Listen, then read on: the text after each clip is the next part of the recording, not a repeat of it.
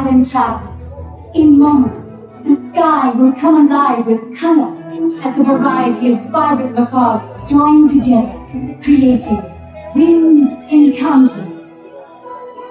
We encourage you to gather around our avian specialists at the base of the Tree of Life for a unique journey of discovery, one that you can't see anywhere else except in the wild. Welcome to Winged Encounters. Hey, Discovery Island, good morning. It's a beautiful, chilly morning here at Disney's Animal Kingdom. And if you are just walking by and you're close enough to hear the sound of my voice, that means you're close enough for Winged Encounters. We're like a 5-minute or less experience. So if you're just walking by or just entering the park, welcome. But come on in and join us, take a quick pit stop, and fill in all of this empty space. We're going to have a bunch of birds flying around, and the closer you can get, the better. Especially if you want a bird flying right over your head. Stand right in front of these birds, and if you're terrified of birds, stand even closer. My name is Josh, and I am joined by an awesome team of parrot people. We have Corey and Aaron and Taylor and Lizzie. We care for over 100 macaws here at Disney's Animal Kingdom of 8 different species. And we have 2 birds just joining us. Clearly, everyone. This is Marshall. Marshall is a blue and gold macaw. He's the big one with the white face over here on the rocks. And joining him is best buddy in the world, Mondo. He's a blue-throated macaw, which is a species that's super important to us, and we'll get into why later.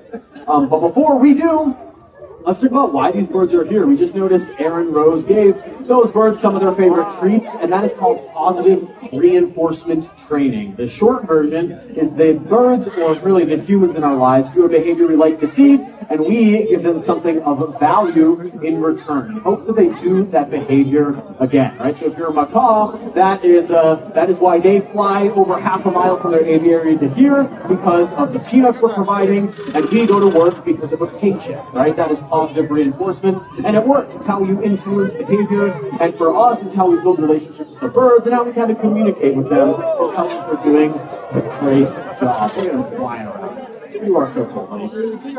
Now, these are really beautiful birds, and they're super smart, and they're really fun to work with, but no one on this team goes home to pet macaws, because they make awful pets, and we like to throw that out there. We like to make that super clear, because right now they're super cute, but in the living room, they can scream really loud. They can scream really loud anywhere, but it's amplified in the 4 walls of a home. They also... Wow, I didn't even tell them to do that. That was cool. Yeah, thanks, buddy. We also have learned from consequences that they poop a lot. They poop literally once every half an hour or so. So the scream is the number 1 complaint. The poop is obviously the number 2 complaint. The beak is number 3. They make their nests in tree cavities, right? So they can put holes in trees. They can definitely put holes in appliances or furniture as well, or hands if you're not observing their behavior. And to put the cherry on top, they also live into their 40s, 50s, and larger macaws, well cared for, can live into their 60s or 70s, maybe even beyond that. So they do not make good roommates, they do not make good pets. And if you want to get a bird, just get a chicken. They make breakfast and they eat bugs. We love chicken. But keep your homes parrot-free is the short version.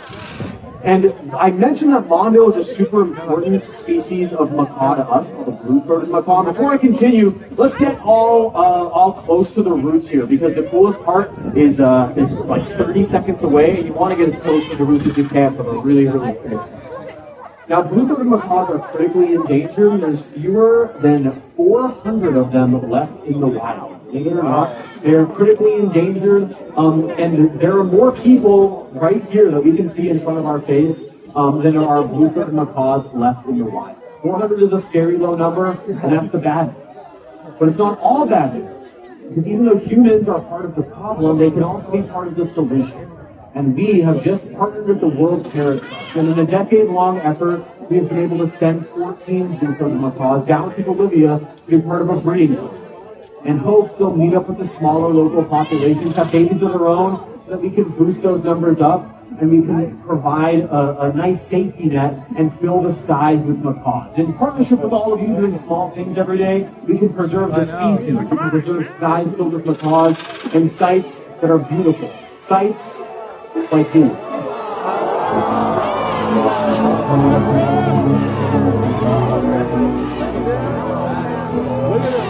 Look at that red one.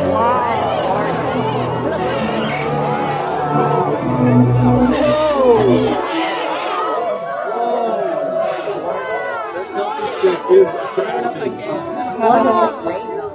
how amazing is that, huh?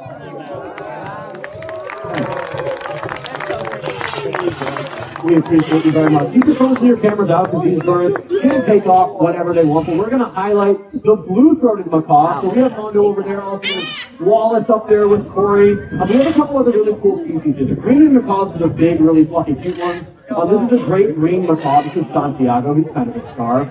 Critically endangered great green macaw. And Beta is kind of a showstopper. She's a really big blue one. That's the largest flighted parrot in the world. Called a hyacinth macaw. If you want to get a cool video, press record now because these ones are going to finish up their feed, and then all together they're going to head out of here on their next adventure.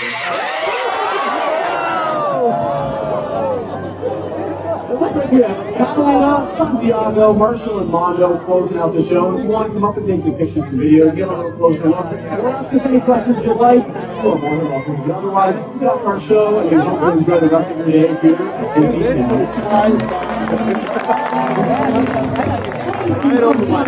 For wings encounters. Remember, together we can help ensure amazing events like these remain in God's favor for many generations to come. Enjoy the rest of your adventures here at Disney's Animal Kingdom.